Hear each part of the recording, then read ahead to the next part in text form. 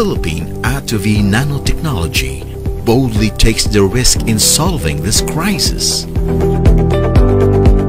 Nagsimula ang Attovy for personal use sa farm namin. Since hindi naman kami naturally born farmer, pero nakita namin ang ganda ng resulta. Kaya nag-decide kami na i-share ang technology. The aim of the company is threefold: educate, share, and inspire.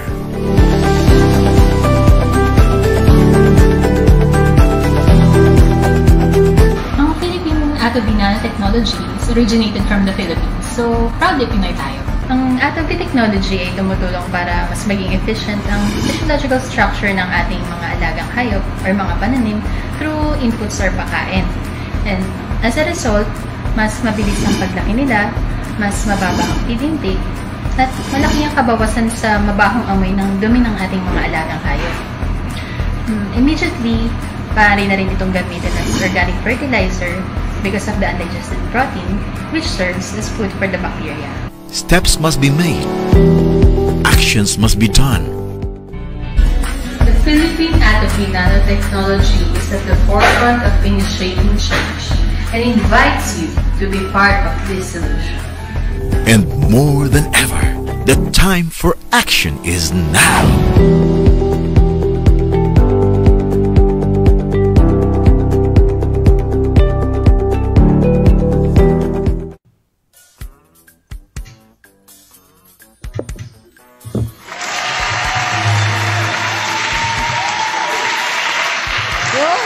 Magandang umaga po sa inyo lahat. Good morning! Ayan, Sabado na naman po. Dito na naman kami. Ayun. Good morning! Welcome po sa ating Farmer's Talk. Ay, good morning Jason Gonzalez at Jonathan Reyes. Ang aga-aga. Yes, good morning, sir. Morning. At sa ating iba pang mga bagong viewers ngayon. At araw ngayon na special partner. Yes, ngayon na po yung ating free seminar. Ano nga yan? Ang topic is sa pag-aalaga ng kambing. Ayan. Patabain. So mamaya-maya lang nandidiyan na kami. At sa ngayon, ang ating magiging paksa ay natabayanan ng marami nating mga friends and fellow men ang tungkol sa virus. Ayan, ako. Virus talaga. Virus. Kahit sa kasi maski sa akin ay nabavirus ako eh. Oo, tao.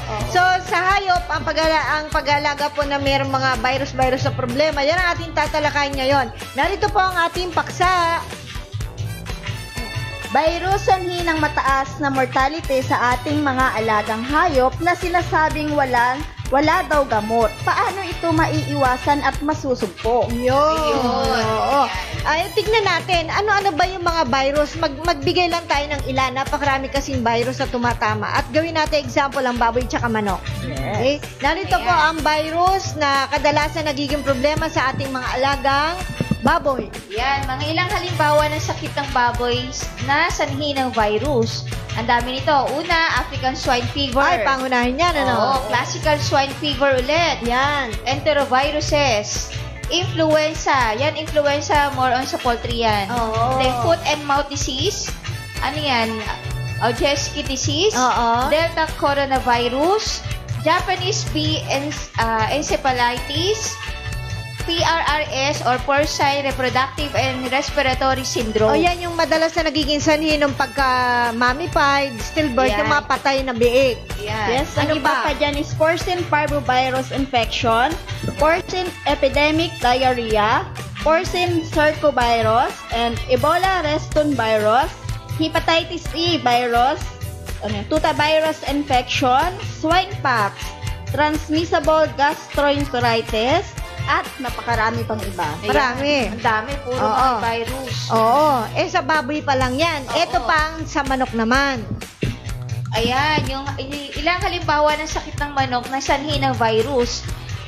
Isa, avian influenza, avian encephalomyelitis, big liver and spleen disease, chicken anemia virus infection or CAV, egg drop syndrome or EDS, Fowlpox, Leukosis, inclusion body hepatitis or fowl adenovirus type A, infection bronchitis. Infectious. Then, infectious bursal disease or Gumboro.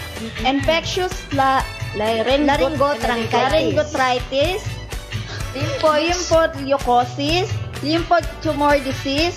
Reticulum endolysis. Marker disease virus. Marex disease virus or MDV.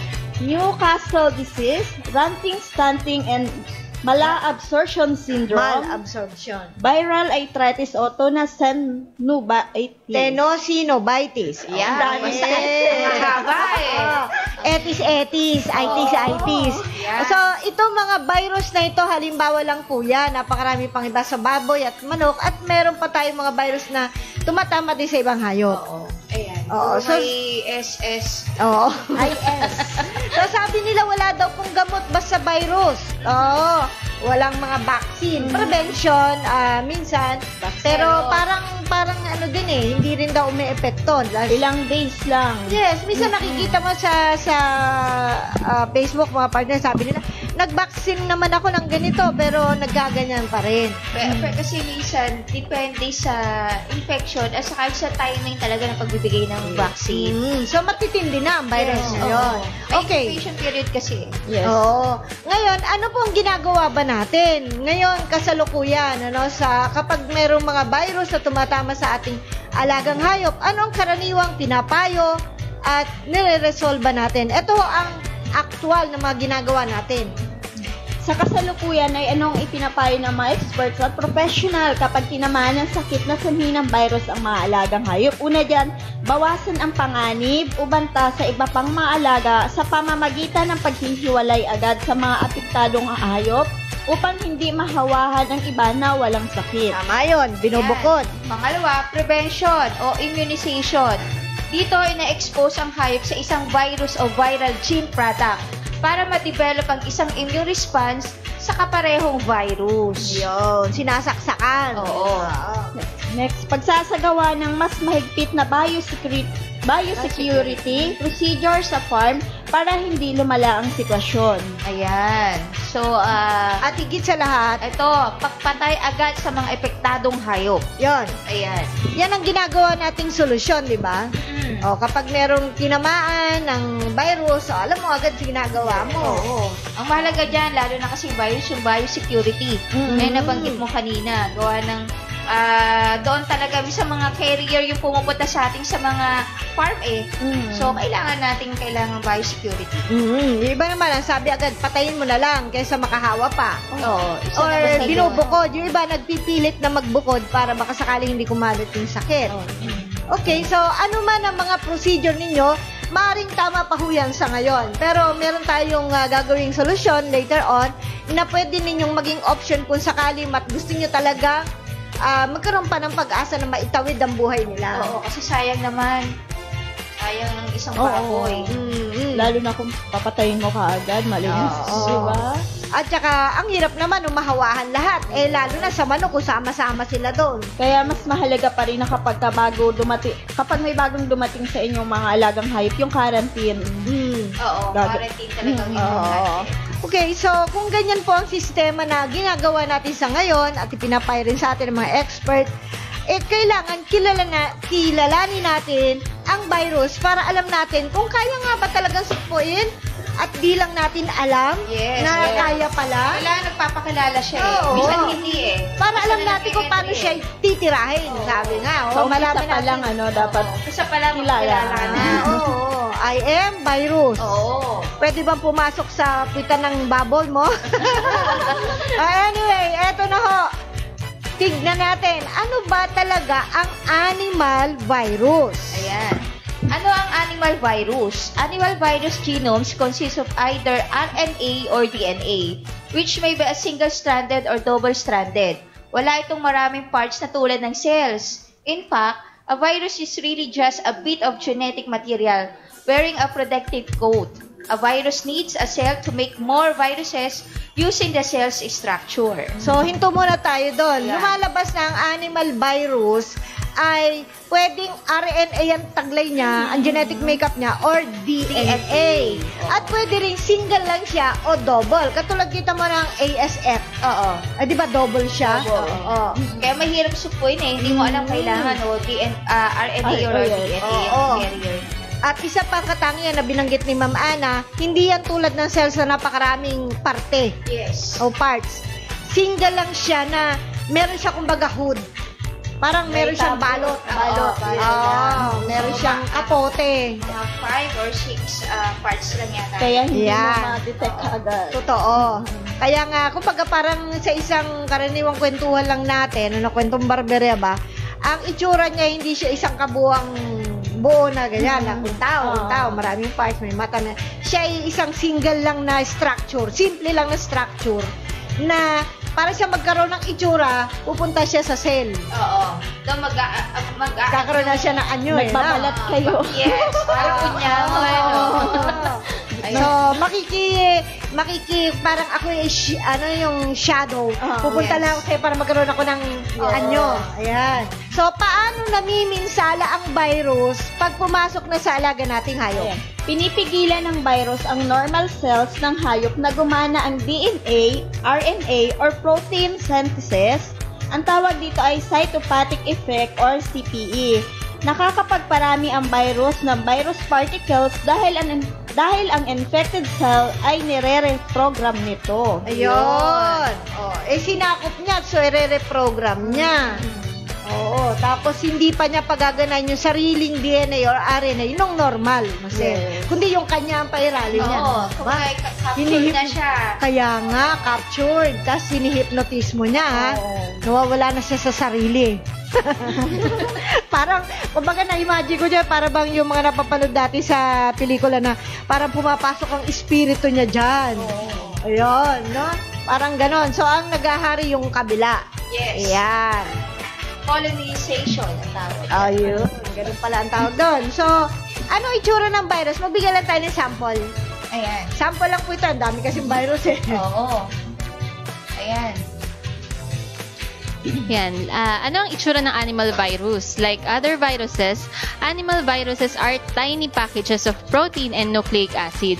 They have a protein shell or capsid and genetic material made of DNA or RNA that's stuck inside the capsid. They may also feature an envelope, a sphere of membrane made of lipid. Iba-iba ang hugis ng capsids ng animal virus. Example, ang Ebola virus ay merong mahaba na tila sinulid na forma na may loop. Okay. Ayan. So, nakita nyo, may capsid siya, doon nakapasok yung kanyang DNA, RNA, may capsid siya. So, iba-iba shape. Ito na po yung sample. Ayan. Yan yung example ng, ito yung ASF virus. Makikita natin yung, meron siyang, ano ba ito? Ano yung genomic DNA? So, yung sinasabi natin na may DNA, RNA. Tapos, ito yung matrix shell. Inner membrane. Capsid. Nandyan yung DNA, RNA niya. Capsid. Outer envelope. Parang balot lang. Oo, makikita mo nga, 5 lang siya. 5 parts lang. Yung isa naman ay porcine parvovirus. Ang itsura ng virus na yan. Parang, kung mag-iisip ka niyan mga partners, para ka nag-imagine na gagawa ka ng cookie. So, bukol-bukol siya, tapos bibilugin mo siya, pero still meron siyang umbok-umbok. So, ganyan. Pero hindi po ganyan ang kulay. Nilagyan lang natin ang kulay. Okay. Kala ko laging green eh. Papalitan mo ba ng violet? Ay, iba naman. Maging violet naman siya. Ikaw gusto mo maging pink. Yes. So, nakita nyo na po. Alam nyo na agad. Magre-review tayo ulit. Ano ang virus? Sa inyong simpleng description, partner. Yung natutunan mo ngayon. Para sa akin, ang ibig sabihin ng virus ay meron siyang buhay at saka patay na selula. DNA or activo. Meron siyang RNA tsaka DNA. Either yun. Na kapag pumasok sa katawan pumasok sa cell, normal cells yan, hindi mo kaagad siya madedetect dahil siya ay parang nanggagaya, parang ganun, parang nagbabalat kayo para hindi mo siya ma-detect agad. Okay. Very good. So, sinasakop niya yung normal cell. Very good ba? Yes. Oo nga eh. So, kumbaga, wala siyang sariling anyo talaga. Simple lang yung struktura niya. So, papasok siya doon sa normal cell. So, sasakupin na niya yon, i-reprogram na niya yung kaisipan ng na-hypnotize na niya yung normal cell. Na siya ay virus na. Yes. Oo. Okay, so, ano susunod nating tanong? Paano yan nakaka-infect? Ayun, yun ang tanong. Eto mo, para alam nyo. Ayan. Paano ini-infect ng virus ang cells ng hayop? Nakadepende ang life cycle ng virus sa host o cell sa katawan ng hayop para makumpleto ang cycle ng buhay ng virus. Animal virus reproduction stages, absorption, penetration, and uncoating. Replication of virus, nucleic acids, synthesis and assembly of capsids, and virus release. An animal virus has a special surface molecules that let it bind to receptors on the host cell membrane. Sa sandaling makadikit na ang virus sa host cell, papasok na ang virus sa cell na ito. Samantala, may iba't ibang paraan ng pagpasok ng virus sa cell. Isa dyan yung by endocytosis, where the membrane folds in. Okay, next. Number 2, by making channels in the host membrane through which DNA or RNA can be injected, or third, for enveloped viruses by fusing with the membrane and releasing the capsid inside of the cell. Yun. So, nakita nyo na po kung paano papasok daw yung virus sa normal cell. Ang una, absorption. Yes. Okay, papasok mo na siya, ma-absorb siya. Mape-penetrate na niya ngayon yung DNA nung normal cell. Oo, mababago na niya. Uncoating na, magano na siya. Mag-aalis na siya. Virus ako. Virus ako. Paulit ko lang. Ay, yung mga good bacteria doon sa cells, nako, maggugulo yan. Pero hindi siya makikilala nung iba pang kasamang normal cell. Oo, kasi may iba-iba kasi mga antibodies na doon na nakakalari yan. Parang ganito lang yan. Ako yung sa tao, para bang sa pelikula ng Arin ulit, pinasok na pala ako ng masamang kaluluwa, pero hindi nyo pa alam. mapagbalat kayo. So, magkakaroon ng replication ng nucleic acid at saka virus nucleic acid. Meron yung synthesis and assembly of capsid. Talagang masasakot na niya lahat. Magre-replication na siya. Ayun. Oo. So, hanggang sa bandang puputok na rin niya, marami na siyang Marami na siya. Kumbaga parang ano ba yung pag natubigan, biglang dumadami? Teka. Alam mo yan, pelikula, yung maliliit. Ay, hindi ka nanonood. Bata ka hindi rin yan. Ha? Gremlins. Anong 19 ba yan? Kasi napanood ko yun sa HBO sa HBO ko lang napanood yan. Maganda yun. Bibigits pa yata yun Okay. Anyway, may karugtong pa po kami papaliwanag sa inyo. Ayan, kapag nagamit na ng virus ang kabuuan ng host cell para makagawa ng bagong viral proteins at genetic material, magbubuo-buo na ang viral particles at pagkatapos ay maghahanda na para lumabas ng cell. Ayan, enveloped animal viruses may bud from the cell membrane as they form, taking a piece of the plasma membrane or internal membranes in the process. Parang tuloy siyang nagbuntis sa loob nun, Ayan. In contrast, non-enveloped virus particles such as rhinoviruses typically build up in infected cells until the cell bursts and or dies and the particles are released. Anong tawag doon yung mga surrogate mother? Para naging surrogate mother yung normal cell. Tapos, hindi na siya magre-regenerate. Doon na nagkakaroon ng infected, mamamatay na yung cell sa loob ng katawan kung yan ay nasa loob ng katawan ng hayop. So, ayun, nakita ninyo kung paano magtrabaho yan. So, kailangan nating alamin kung paano natin masusugpo. Ang tanong ito ng marami. Kaya bang patayin o kaya ay sirain ang virus? Kapag may nakapasok na virus sa katawan ng hayop, lumilikha ang katawan ng isang special hormone na tinatawag na interferon. Interferon. Ayan, interferon. Ayan. At ito ang pumipigil sa virus na makapagparami sa pamamagitan ng pagpatay ng interferon sa infected cell at kalapit na cells sa loob ng cells. Sa loob ng cells, may enzyme naman na sumisira sa RNA ng mga virus. Walang period to si ano eh. Ulitin mo, sige. Yan. Sa pamamagitan ng pagpatay ng interferon sa infected cell at kalapit na cells, sa loob ng cells, may enzyme naman na sumisira sa RNA ng mga virus. Yan. Oo, tama po yun. Opo. So, ayun na. Meron naman palang inilalabas na interferon.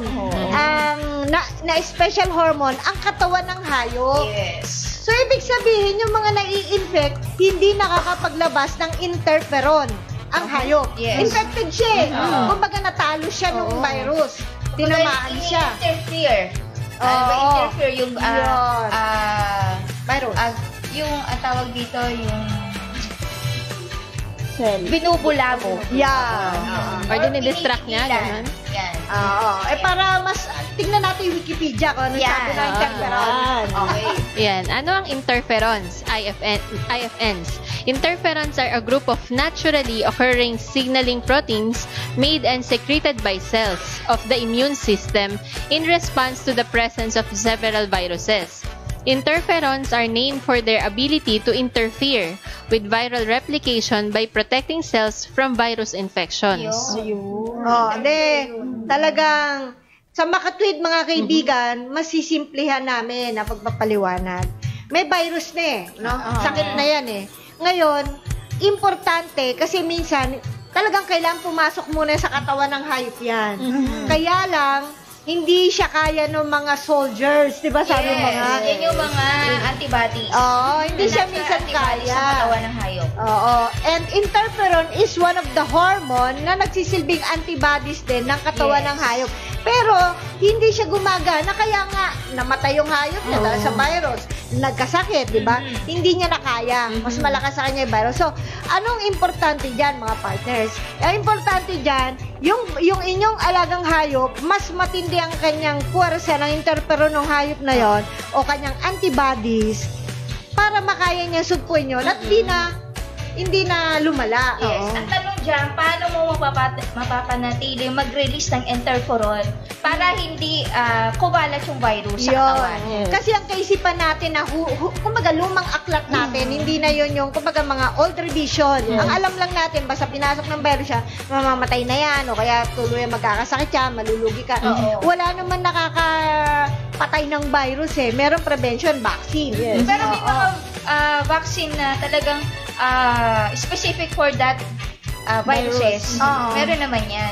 Pero katulad ng ASF, hindi pa rin. Wala vaccine yan. So, ang lumalabas tuloy is, ang kaisipan natin ganun. Pero, dapat siguro mas isipin natin na may mga research and development department ang bawat lahat. Companies.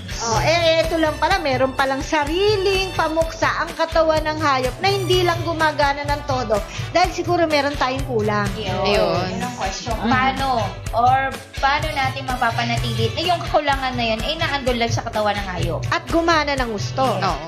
Kaya naman pala pero dahil hindi malakas masyado ang antibodies ng hayop, nagkakaroon ng ganyan. Paano natin palalakasin yung antibodies? Kailangan Una, kailangan sa nutrisyon. Kasi, yan ang unang-unang nutrisyon. Kasi, kaya nagre-release ang body ng hayop ng antibodies dahil doon niya nakukuha sa nutrisyon. Yun. Siyempre. So, kasi ang nutrisyon, mula sa pagkain yan Yes. Yun ang pinapakain niya yung cell. Yes.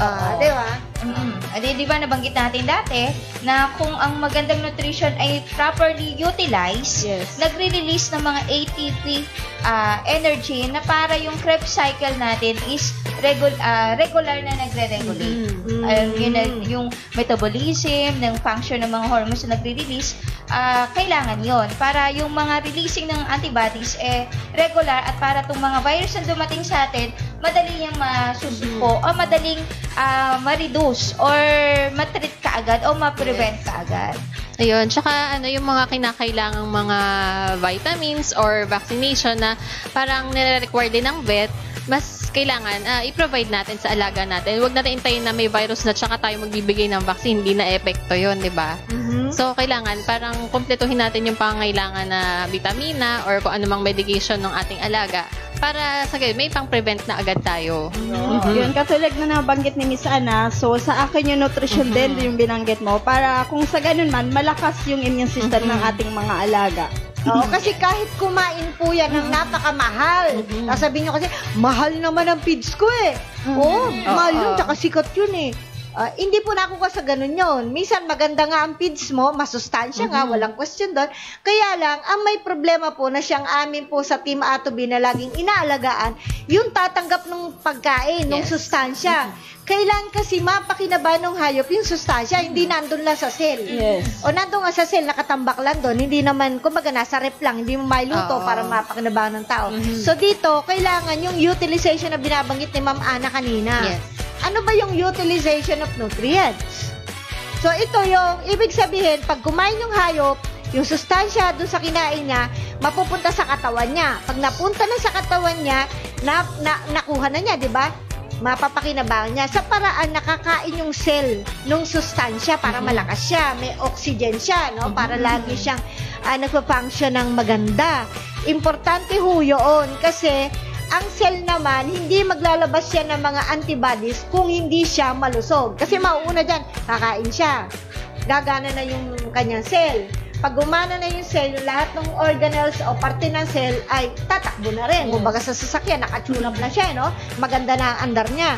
Pag umanda na yan ng maganda, lahat ng pagkain papasok dyan at lahat ng pagkain na hindi pa niya nagigiling at di pa nakukuha, lahat yun gigilingin uli. And then, magkakaroon na po ng rejuvenation, and then magre-regenerate na, dadami na ang mga healthy cells. Pag dumami na healthy cells, mataas na antibodies na. Ibig sabihin, yung pinapakain pala natin, medyo dagdagan nyo pa po ng sustansya, ng kalidad, at saka kailangan natin ng utilization of nutrients where the technology comes in. Iyan yun. Importante. Meron tayong cell dito, paliwanag natin, Miss Ana. Ayan. Ayun, ang mitochondria. Ayan. Tatayo lang po kami sandali. Tatayo lang ng konti. Okay. Sabihin mo na lang. Okay, yung sinasabi mo ng powerhouse of cell. Ito yun, ito nagagaling sa mitochondria. So, yung mga sinasabi natin mga nutrient, ito, mas malapit yan. Hawakan na lang. Ayan. Ito si Miss Rachel. Okay na? Ayan. Okay. So, yung unang sinasabi natin, may mga steps na dapat tandaan natin. Yung mga nutrient na, unang-una, pupunta yan dito sa may ating mitochondria, sa cell. Sa may endoplasmic, ribosome, yan ay maglalabas ng mga energy, yung mga kinukuha nating nutrient.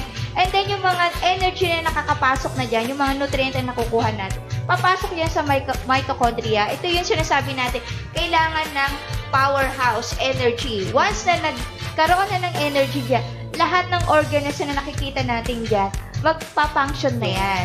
So, once na nag-function dyan, magre-release na ng antibodies. So, pag antibodies ay madami na, bawat cell, billions, trillions of cells sa ating katawan ay meron. So, once na nag-activate lahat yan, at nagkaroon ng antibodies, kahit maraming virus, ilang billion yan, pero trillion naman yung ating antibodies na marirelease, masusuko yan kasi mas maraming good bacteria o yung mga antibodies na susuko doon sa ating mga pathogens na tinatawag o yung mga free radicals, yan yung mga viruses na tinatawag natin. Okay? So, napakahalaga na yung cell ng hayop ay maging capable, may kakayahan para magpalabas ng maraming antibodies na malilikha kapag na-utilize niya yung sustansya. Kailangan maging functional ang bawat cells. So, the technology works on the cell. Cellular level. Hindi po basta sa bituka lang, kundi sa lahat ng cells, lahat ng organs, may cells yan.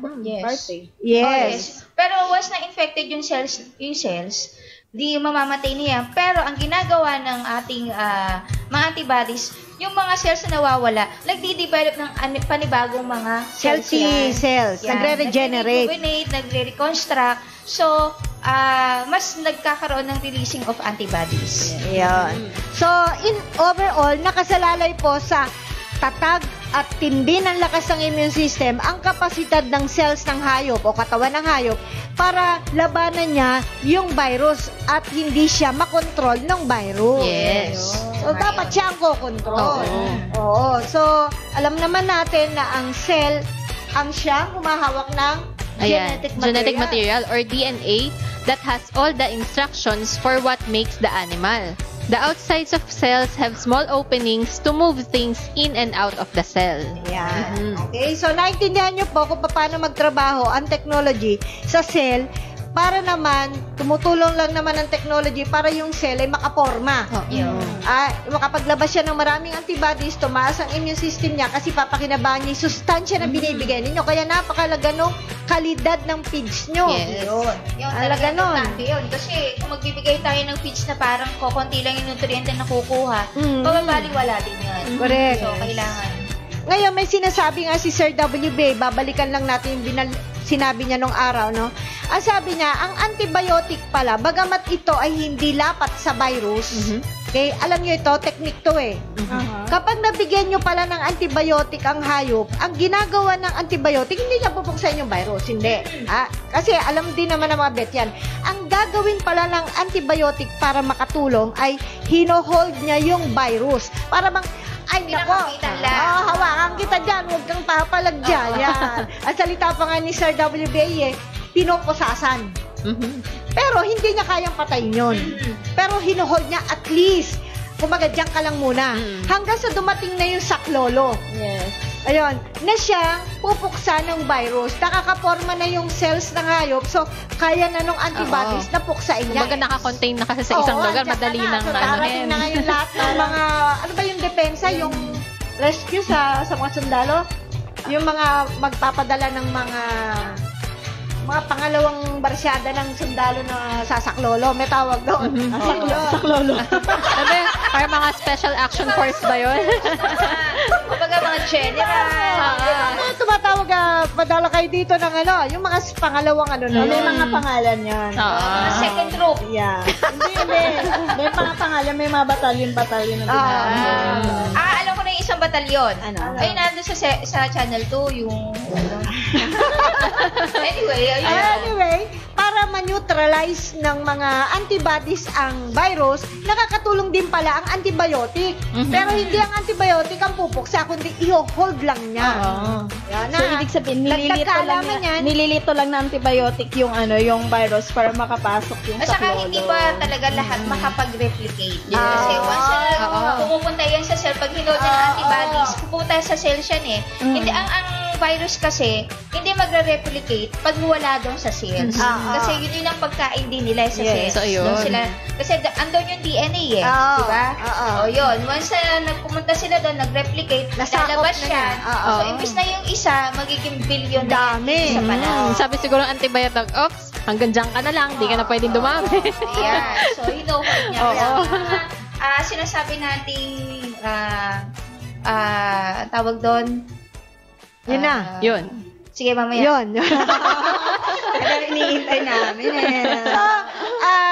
sa makatwid po, itong ating topic na virus, ay kaya po yan, unang-una, yung katawan pala ng hayop, ang summary ng ating discussion, ang siya ring may kakayanan para puksain, sugpuin, kontrolin, labanan. Ayun, naisip ko na, may incubation period. Yeah. Once di ba, pag nagtitake tayo ng antibiotic hanggang 7 days. Kasi yung incubation period ng virus hanggang 5 days, hanggang 7. Once na na-hold na siya dyan, pusa na yung mamamatay. Ayun. Kumbaga, maglalaps na eh. Kasi hanggang doon lang yung buhay nila sa loob. Kumbaga yung expiration nila. Yes. Hanggang doon lang ang life cycle nila. Kaya pumapasok sila sa cell para makumpleto yung life cycle. Nabasa nyo na yung kanina eh, no? So, ayun po. Ganun lang pala, sabi Ang nila. ganun lang kasimple, pero mas madali natin naiintindihan kung bakit. Sinimplihan lang namin. Kaya nakasalalay din po sa tulong ninyo ang ikalulusog na inyong alagang hayop at hindi siya makayanang igupo ng virus sa pamamagitan ng maganda at mataas sa kalidad na sustansya at functioning cells. Ayun. Yan, that's the technology. Yun po ang tulong nun, in case. Okay, so sana po nakatulong sa inyo kahit paano ating munting talakayan ngayon. Excited na kami, malapit na po ang ating seminar. Kung may mga other question about doon sa virus, pwede naman po kayo mag-message, tumawag po sa mga numerong aming nakikita dyan, or pwede pag-ibaba ni Miss B. Nababanggit eh. Sige. Ayan, pwede po kayo tumawag sa 0917-540-8887 or 0939-917-2858 or landline 842-3003. Ayan. At binabati natin na itong ating mga viewers, sina Jason Gonzalez. Good morning. Good morning po. Jonathan Reyes. Darren Red. Yes. Si Ma'am Luz Pakpako, good morning. Yes, si Miss Arlene Almasa Nadal. Good morning. ma'am. Si Judith Ornameta. Ayan. Si Leo Montemayor, good morning. At yan pala si David Miranda Jr. Good morning, Dave. Yan, Ruby Dihan Tuesa, good morning. Yes, good morning po. Yan, si Eric Romin, good morning po. Yes, si Rafael Tricia. Yes. Danilo Wenceslao Almacin, good morning Almacin. Morning. Si Emma Aragona, good morning. Saan na yan? Sir Alan Mendoza. And then, Justado. Bachor. Ano yung Bachor? Bachor. Vicky Tan, good morning. Yan, Sir Marvin Jun Navaja, good morning po. Yan, ano pa? si Sir J. Jose, good morning po, Yan. Team Ato V. And Carlo Cabrera, para saan po ang Ato V? Ayan. Ano pa? Para saan? Para po una, kasi ang atobi po magagamit po ninyo sa hayop, isda, halaman, lahat ng may buhay. Ano ho? Unang-una, ang trabaho po niya, isa sa pangunahin, is nagtatrabaho siya sa cell. So, lahat ng parte ng katawan ng hayop, halimbawa, ay may cells. Yes. Ano? So, doon siya nagtatrabaho, pinapalakas niya ito para mag-function na mabuti at lahat ng sustansya at medikasyon, mapapakinabangan niya ng mas mabilis. Ayan. Yung sinasabi natin, more on utilization ng Yes. nutrients. Yan po nakakatulong yung Ato V. Yan. Ano pa? Bati pa tayo. May announce tayo eh. Si Jonathan Imbang, good morning. Imbag. Ayan, si Luis Lusolet, si Minyano. Si Luz. Suses Sabed. Ayan, Ano pa? Survivor Man, good AM po sa inyo. Morning. Yes, good morning. And then, Sabi ni Jose Saben, I'm watching from Abra. Dito kayo manood. May mapupulot po kayong aral tungkol sa babuyan. Thank you. Ay, salamat po. Thank you, Sir. Ayun, Thank nandiyan you. din si Nick Katibo. Good morning, Nick. Good morning po. Yan, Laguna Piglets, Yan. good morning. Oo, Yan, mga regular yan. Regular. po. Din si Romulo Clarin. Yan, good morning. Busy match. Di maka-attend ng seminar. Si Romulo, good morning. Si Sir Reynel Bunyel, good morning. And then si Rodney Maximo Galapon. Yan, sabi ni Survivor Man, para saan po yung seminar? Please notify me, te. Yan. Seminar po today tungkol sa patabaing kambing. Ngayon, meron din tayo i-announce pa pagkatapos ito. Huwag kayong alis. Yes. Si GM Ano yan, Flux? Magpusaw. Ano po ang Ato B? Na-explain na natin. Explain lang po natin kanina. At saka, GM Flux Magpusaw, punta rin po kayo sa ating website. Ayan. It's www.atobianimalg2.com. Yan. Yan sa sa website po natin, andyan yung ating mga technology, yung ating Atobi NDM 1:5. Diyan po na-explain ko paano po yung mode of action ng Atomy. Ayun. Tsaka manood kayo sa mga YouTube kasi doon yung maintindihan lalo kung saan, para saan. Yeah. Kasi versatile po ang ating technology. Yes. Alright, next, July. Ayan. Ating ngayon, may seminar tayo tungkol sa kambing, patabaing kambing. May nagre-request. Due to insistent public demand, ang susunod po nating topic sa seminar dito sa office ay Yan. Ilang ulo ng baboy ang dapat alagaan sa pag-uumpisa sa negosyong patabaing baboy? Yeah. dito mo kayo lagay yan para hindi nawawala yung boses. Ayan. Ulit. Yan. Ilang ulo ng baboy ang dapat alagaan sa pag-uumpisa sa negosyong patabaing baboy? Yan po yung ating topic. Kailan yan? Kailan? July 24 po yan. Dito po ulit sa main office. July 6. July 6. July 6! Kahapon pinirmahan ng management. So, July 6 po.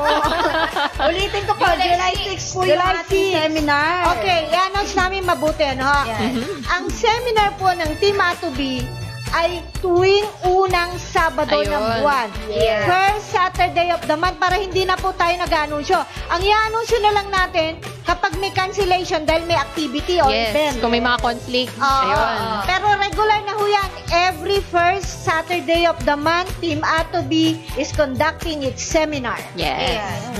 So, palista na po kayo. Pwede na kayo magpalista ngayon. Then, meron din tayo ngayong June 26 to 28. Livestock event naman yan. World Trade Center yan. Sa exhibit po natin, livestock exhibit. Ayan. Para hindi sila malito, hindi tayo sabay-sabay mag-announce, ha?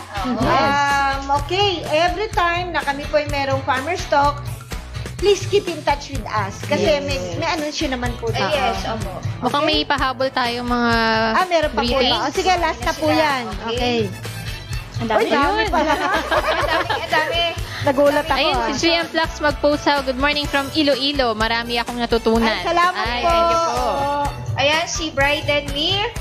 Good morning, Morning, Atobiti. Ayan. Good Si morning Jose, po. Jose Saben. Thanks po, ma'am. Morning sa inyong lahat. Yes, good morning po. Sabi ni Many Survivor Man, mainit things po, saan po gaganapin? Yan, dito po lagi yan sa Atoby Office sa Bolivar Street, Villa Carolina 1, Subdivision, Tunasan, Muntinlupa. Yes. Then may request topic siya. Pwede po mag-request tungkol sa Peking duck at itik racing. Sige po, ilalay na po natin yan. Yeah, sige po. Okay? Yan, may pahabol pa. Si Lizelle Pangsam Lunpiga. Good morning po. Pigma. Lunpigma. Okay, good morning. Jonog. Ano yung Dinog. Galunog. Good morning, ladies. Good morning, ladies. Good morning. Yes. Alright, mga kaibigan, kami po ay pansamantala magpapaalam na muli tayo magkarinigan po sa darating na Martes next week. Salamat po ng marami sa inyong panonood. Yes, maraming salamat po. Yan. Always remember, Team Atoby will continue to educate, Share And inspire others. Bye-bye! Happy weekend! Noon ay mahirap mag-alaga at kumita, ubos pa ang oras sa maghapong paggawa. Alagang hayop at pananim, pilit na pinararami, kahit madalas malugi, kunwari ayos lang. Ang masaklap ng pare ko'y sa buhay na ito, hindi na nga kumikita, ibig pang ipasara. Kami mabaho raw, maingay at malangaw, sumbong ng kapitbahay na nagtungo sa barangay.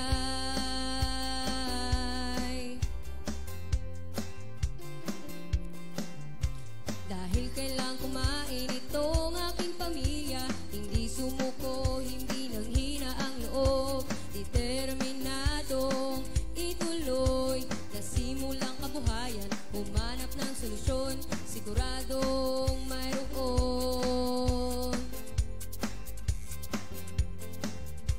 Tanong dito, tanong noon, ako'y hilong talilong na, pati internet pinagot sa katatanong, hanggang sa matuntun mga nagsiyasenso. Tanong ko sa kanila, paanong ginawa nyo? Oh, oh.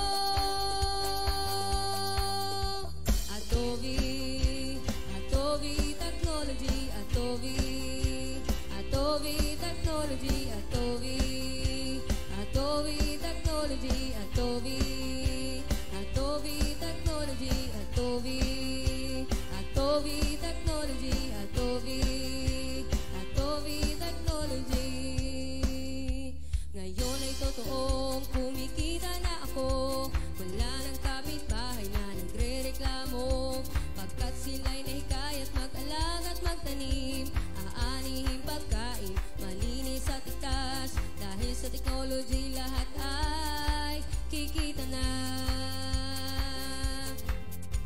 Tanong dito, tanong doon, ako'y hilong talilong na.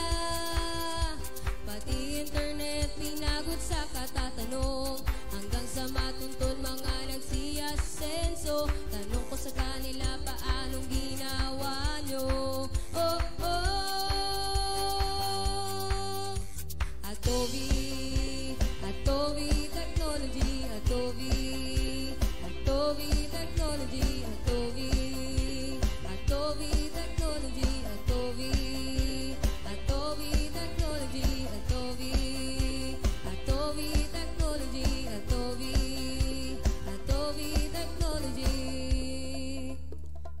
Sariling atin ata to, Atobi Technology.